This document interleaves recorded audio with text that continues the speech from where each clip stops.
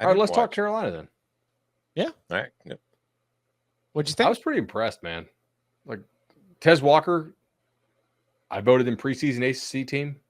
I'm gonna if I get a vote, I'm gonna vote in postseason ACC team. I know he's only playing half the year. That guy's one of the best receivers in the country. Like Miami threw really good punches, and Carolina adjusted and punched back. I thought they were more physical.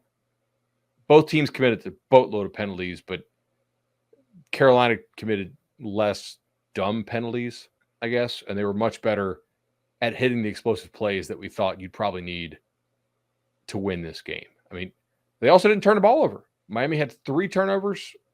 Carolina had 0. 4? Oh, the pick to end it. Yep.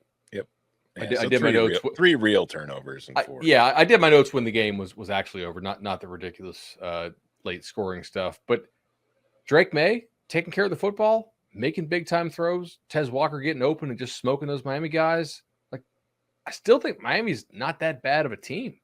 But Carolina took its game to a different level and kind of ran away and hid. That was impressive. I wasn't all that impressed by Drake May. He had a bad game.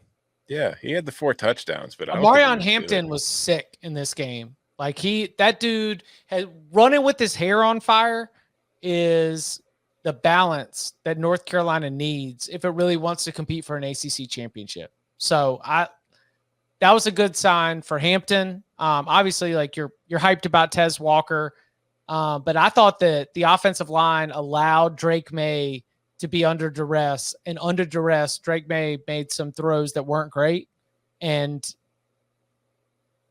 there's some give and take there, right? I mean, that's kind of figuring out what happens when you're playing against Miami, which, Bud, to your point, I still think is one of the best teams in the ACC. So, like, especially when you talk about their defensive line and what they can do with Lance Guidry and cooking up pass rush. It was an ugly game. It was a flag fest.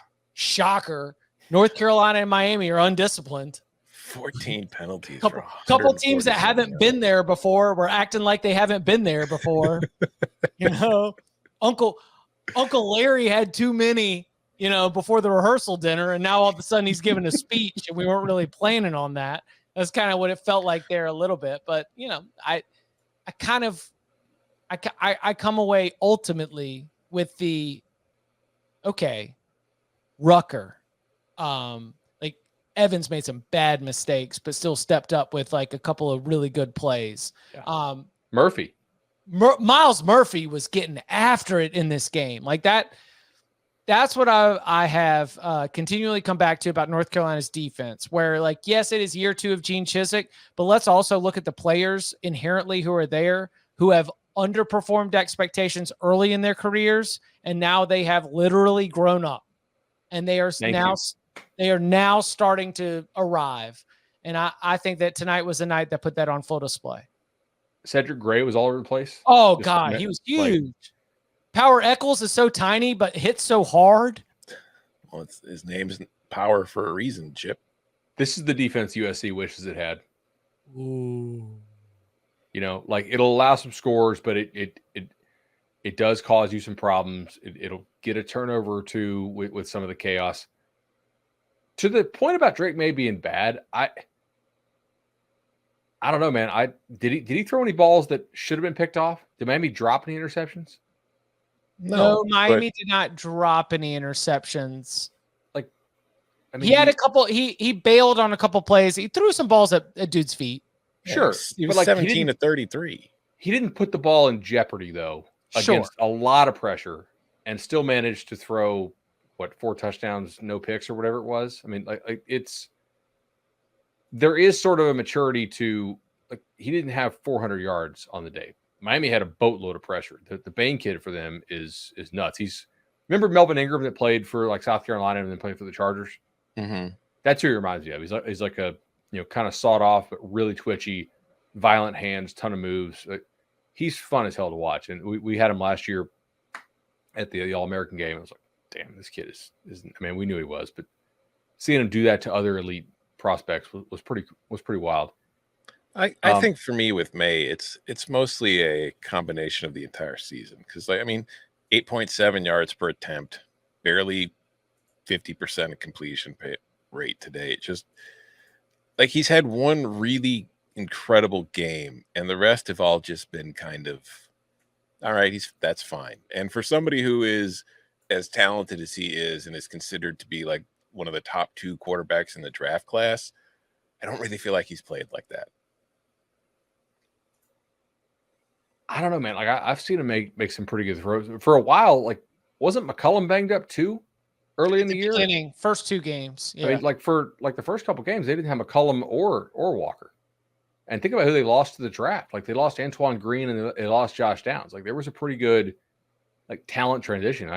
I think this thing's ready to roll now. And I mean, it's like up next they have UVA at Georgia Tech, Campbell, Duke, and then they go at Clemson at NC State, and that won't be easy.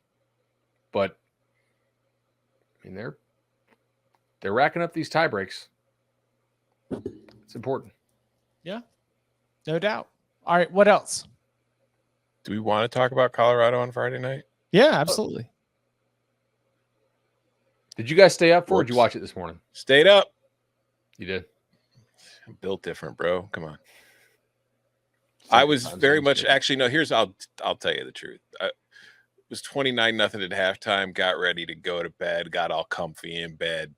Then just before going to sleep, just kind of cracked open the phone to see what was going on. And it was like, oh, okay. So then it's like pull out, while in sleep, and you pull out the iPad and you just kind of like volume down and just turn it on and be like, well, what's going on here? Yeah.